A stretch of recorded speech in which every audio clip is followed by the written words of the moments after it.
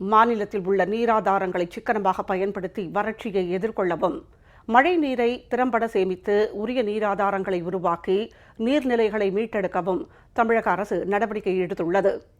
நீர்நிலைகள், பாசன வாய்க்கால்களை சீர் செய்ய குடிமராமத்து திட்டத்தை செயல்படுத்தவும் முடிவு செய்யப்பட்டுள்ளது.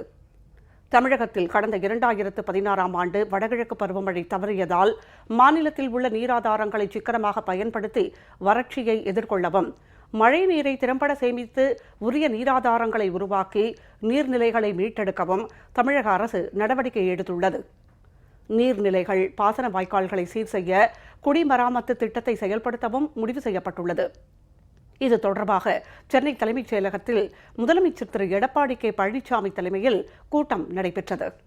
இதில் அமைச்சர்கள் Thiru Dindigul C Srinivasan, Thiru K A Sengottaiyan, Thiru P Thangamani, Thiru S P Velumani, Thiru D Jayakumar, Thiru K P Anbazhagan, Thiru R Duraikannu, Thiru R B Udhayakumar, Thiru Sevur S Ramachandran, Tamil Nadu அரசு தலைமைச் செயலாளர் திருமதி கிரிஜா வைத்தியநாதன் மற்றும் அரசு உயர் அதிகாரிகள் கலந்து கொண்டனர்.